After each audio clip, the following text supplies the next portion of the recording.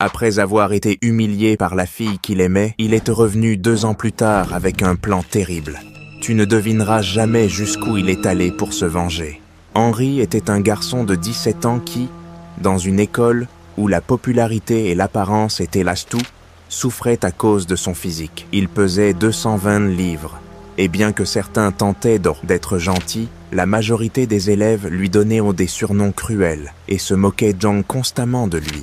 Il se sentait souvent seul, piégé dans un monde qui semblait n'avoir aucune place pour lui, plongé dans la tristesse et l'isolement.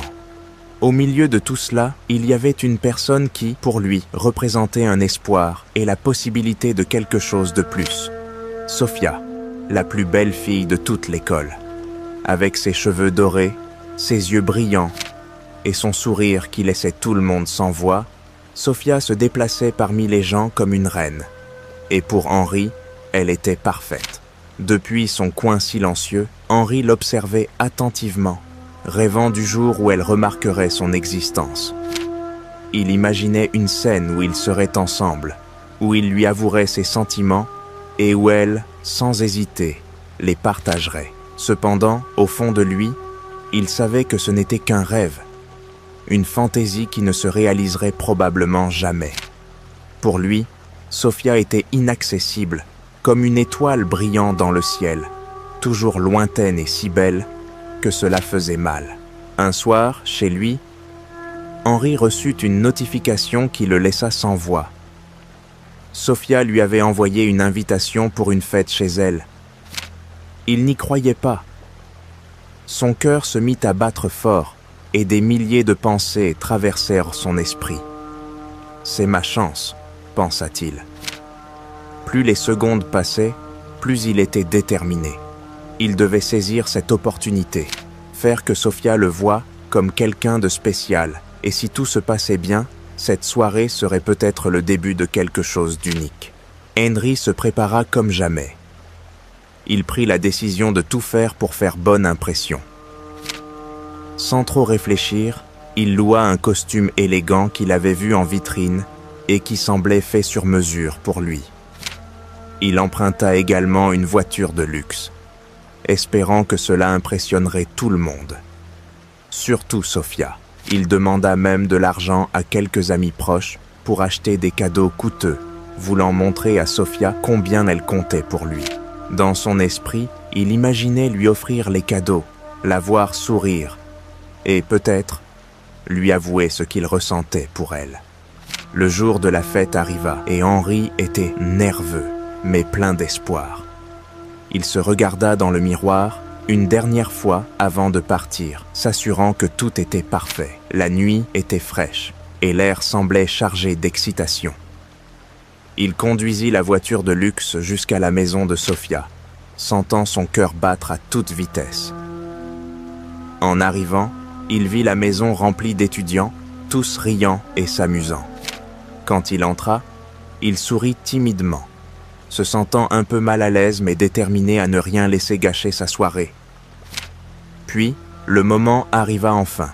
Il s'approcha de Sophia avec le cadeau dans les mains. Ses yeux brillaient d'enthousiasme, imaginant combien elle serait heureuse de le recevoir.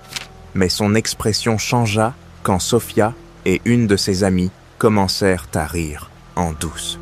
Une terrible gêne l'envahit et un nœud d'insécurité se forma dans son ventre. Sophia se leva, attirant l'attention de tout le monde dans la pièce, et Henri ressentit un mélange d'excitation et de peur. Il pensa qu'elle allait peut-être dire quelque chose de gentil à son sujet, le remercier pour les cadeaux. Mais à la place, Sophia le regarda avec un sourire glacial, et ses mots tombèrent sur lui comme une douche froide. « Tout était un pari », dit-elle avec un sourire cruel.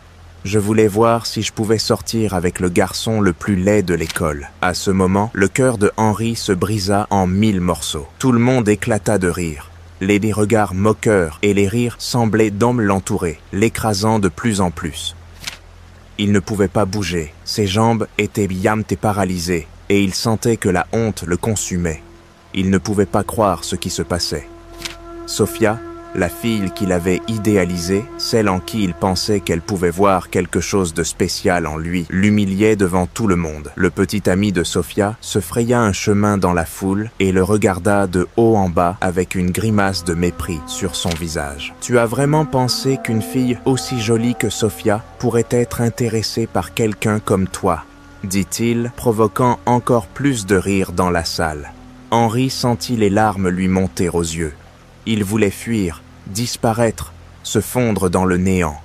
Les rires de ses camarades étaient un écho constant qui résonnait dans ses oreilles, une mélodie de moquerie et de mépris qu'il ne pouvait plus supporter. Sans dire un mot, il se retourna et s'enfuit de la fête, tandis que les rires et les murmures le suivaient. Ses rêves s'était effondré en quelques secondes, et tout ce qui restait dans son cœur était un mélange de douleur, de honte et de rage. En arrivant chez lui, il ferma la porte avec force et, incapable de se retenir davantage, éclata en sanglots. Il s'effondra par terre, sentant le poids de l'humiliation et de la tristesse l'écraser. Pendant des heures, il resta ainsi, pleurant jusqu'à ce que ses yeux soient gonflés et son corps épuisé. En retrouvant un peu de calme, il chercha son téléphone, essayant de trouver une distraction, mais cela n'a fait qu'aggraver la situation.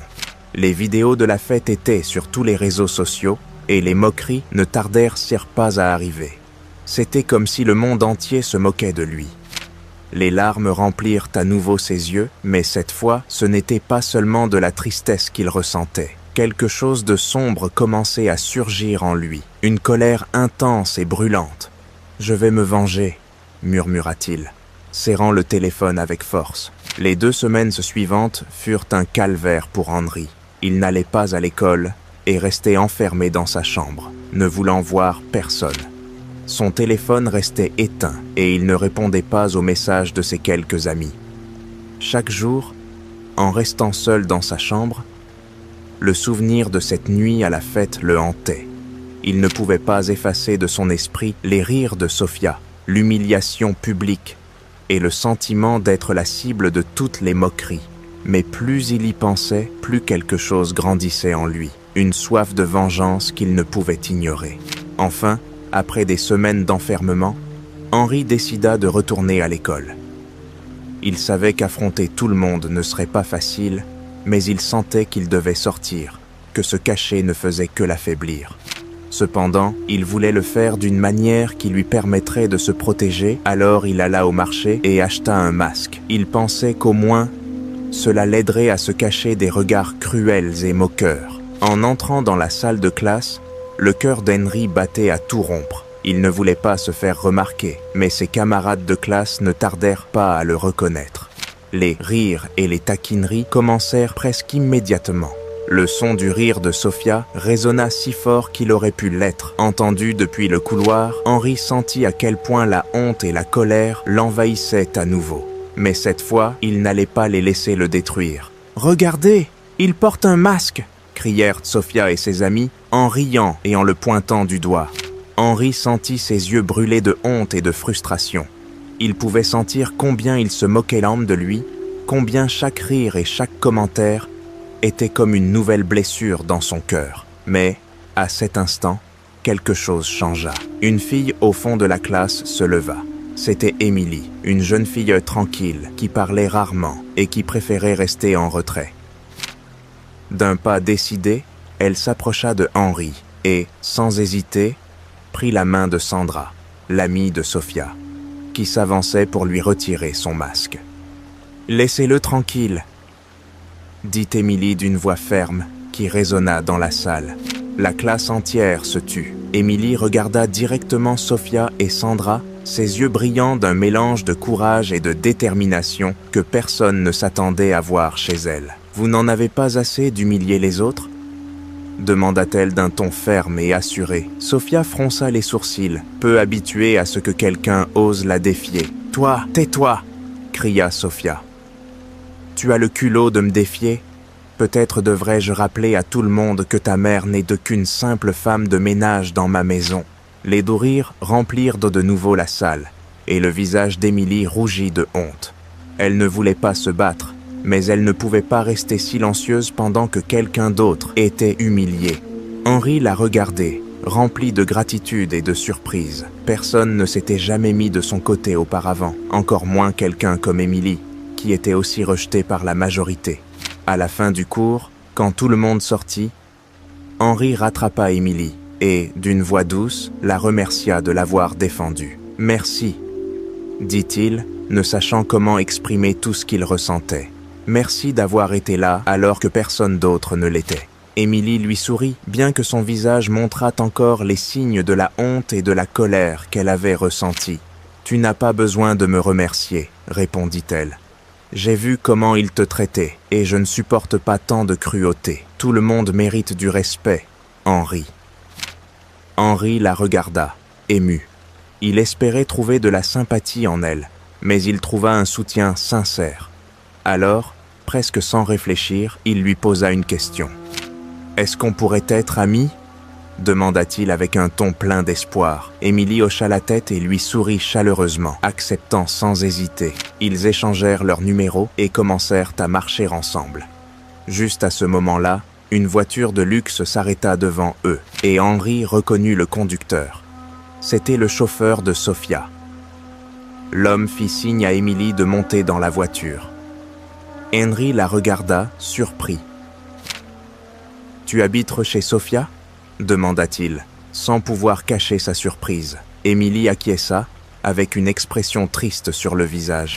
« Oui, je vis dans la même maison, mais elle ne me laisse jamais voyager avec elle en voiture, même quand le chauffeur propose. » Henri écouta en silence les mots d'Émilie, surpris par la cruauté de Sofia.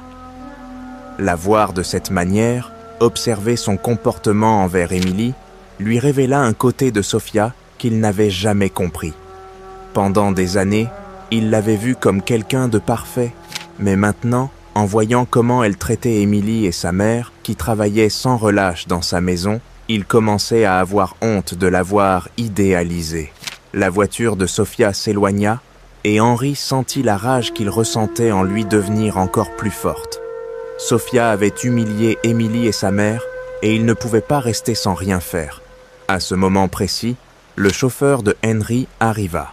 Il regarda Émilie avec un sourire chaleureux et lui proposa de la raccompagner chez elle. « Hey, tu veux qu'on te ramène ?» dit Henri en désignant la voiture. Émilie parut surprise, mais elle remercia Henri pour son offre et accepta, ressentant une étrange chaleur dans le geste de Henri. Pendant le trajet, ils discutèrent de l'école, de leurs rêves et du fait qu'ils souhaitaient tous les deux échapper au jugement de leurs camarades. En arrivant devant la grande et élégante maison de Sofia, Émilie remercia encore une fois Henri et sortit de la voiture avec un sourire de soulagement. « Prends soin de toi, Émilie, » dit Henri alors que la voiture s'éloignait. Elle salua de la main en regardant la voiture disparaître au loin. Pendant quelques instants, elle sentit le poids d'homme de la journée s'évanouir. Cependant, en entrant dans la maison, toute cette paix disparut d'un coup. La première chose qu'elle vit fut le salon inondé d'eau sale et sa mère, agenouillée, nettoyant le sol avec une expression d'épuisement et de désespoir sur le visage. Elle avait les yeux rouges et son visage reflétait la fatigue de quelqu'un qui avait trop pleuré. « Maman !» s'exclama Émilie en courant vers elle. Qu'est-ce qui s'est passé? Pourquoi tout est inondé? Sa mère leva les yeux, et Émilie vit des larmes couler sur son visage. Elle tenta de s'essuyer les joues, mais sa voix tremblait de fatigue et de tristesse. « C'était Sofia », murmura-t-elle. « Elle est rentrée il y a quelques minutes et a commencé à verser de l'eau partout. J'ai essayé de l'arrêter, mais elle ne faisait que m'insulter, me traitant de pauvre femme de ménage et d'autres choses horribles. » Le cœur d'Émilie était rempli de colère. Elle savait exactement pourquoi Sofia avait fait cela. Elle voulait la punir pour avoir osé la confronter devant tout le monde. Sofia avait décidé d'humilier sa mère en représailles pour lui montrer qui avait le pouvoir. Émilie serra les poings, sentant la colère l'envahir. « Je vais lui parler, » dit-il en se levant. « Elle n'a pas le droit de te traiter comme ça. » Juste à ce moment, Un rire froid et sarcastique résonna depuis le haut de l'escalier. Émilie leva les yeux et aperçut la silhouette de Sophia, debout en haut des marches, les bras croisés et un sourire moqueur sur le visage. Elle la regardait comme si elle n'était rien, comme si elle n'avait aucune valeur. « La prochaine fois, tu apprendras à respecter les mains qui te nourrissent, » dit Sophia d'une voix moqueuse et froide. Et sans prévenir, elle prit un seau rempli d'eau et le jeta dans les escaliers, répandant encore plus d'eau sale dans toute la salle. Émilie sentit quelques gouttes éclabousser ses chaussures et ses vêtements. Son corps tremblait de colère. Elle voulait courir vers les escaliers et affronter Sophia, lui faire comprendre le mal qu'elle causait. Cependant, au moment où elle allait faire le premier pas, sa mère l'arrêta, la tenant par le bras avec une expression de supplication. « S'il te plaît, Émilie, » lui dit-elle d'une voix faible, « ça ne vaut pas la peine. Ne risque pas plus que ce que nous avons déjà perdu. » Émilie s'arrêta net, les larmes remplissant ses yeux, et elle ressentit un sentiment d'impuissance s'emparer d'elle. Elle regarda sa mère, toujours agenouillée au sol, fatiguée et brisée, et son cœur se brisa en 1000 morceaux. Elle ne pouvait rien faire, elle était piégée dans une situation où Sophia avait tout le pouvoir et elle ne pouvait que supporter. Cette nuit-là, Émilie pleura dans les bras de sa mère et, alors que ses larmes coulaient, elle se fit une promesse silencieuse. Elle n'allait pas permettre que Sophia continue à abuser de son pouvoir. Elle savait qu'un jour, les choses changeraient et qu'elle lui donnerait une leçon qu'elle n'oublierait jamais. Quelques jours plus tard, à l'école, Henri commençait à élaborer un plan. Après avoir vu comment Sophia avait traité Émilie et sa mère, il décida qu'il était temps d'agir. Il savait qu'une simple vengeance ne suffirait pas. Il voulait lui donner une leçon qu'elle n'oublierait jamais. Alors, il se mit à réfléchir à une stratégie. Il se souvint que son cousin Kelvin, un chanteur qui commençait à gagner en popularité, avait reçu plusieurs messages d'une fan. Curieux, il jeta un coup d'œil et découvrit quelque chose de surprenant. Sophia était la fan qui lui avait envoyé tous ces messages. Kelvin, amusé, lui montra une longue liste de messages que Sophia lui avait envoyés sans obtenir de réponse, où elle disait combien elle admirait son talent et combien elle était excitée de voir sa carrière décoller. Henri, voyant cela, ne put s'empêcher de sourire. Là, devant lui, il avait l'occasion idéale de donner à Sophia une leçon qu'elle n'oublierait jamais. Regardant Kelvin, il lui demanda une faveur spéciale. Il lui expliqua le plan qu'il avait en tête, et Kelvin, avec un sourire complice, accepta. Dès ce jour, Henri commença à se faire passer pour Kelvin, répondant aux messages de Sophia et feignant de s'intéresser à elle.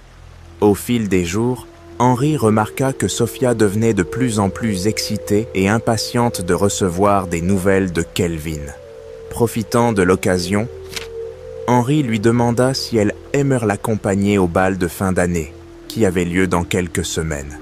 Sophia, ravie, répondit immédiatement oui. Dans son esprit, elle se voyait déjà arriver au bal, au bras d'un chanteur célèbre, provoquant l'envie de tous ses camarades. Ce qu'elle ignorait, c'est que Henri avait d'autres projets en tête. Au cours des semaines suivantes, Sophia fit tout son possible pour se préparer pour le bal. Elle dépensa une somme considérable pour acheter la robe la plus élégante qu'elle put trouver, loua une voiture de luxe et planifia chaque détail de son entrée triomphale. Elle s'était persuadée que, ce soir-là, elle serait le centre de toutes les attentions et que tout le monde parlerait de son incroyable cavalier. Finalement, le soir du bal est arrivé et l'ambiance à l'école était pleine d'excitation. Les étudiants arrivaient un par un, habillés de leurs plus beaux habits, et la musique remplissait l'air. Sophia, impatiente, attendait l'arrivée de Kelvin, vérifiant constamment son téléphone, inquiète qu'il ne soit pas encore là. Puis, finalement, elle reçut un message.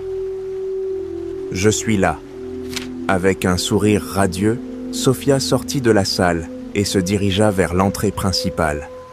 Cependant, lorsqu'elle aperçut son cavalier, son sourire disparut en un instant.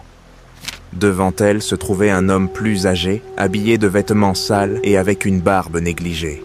Sophia, horrifié, comprit que cet homme n'était pas Kelvin.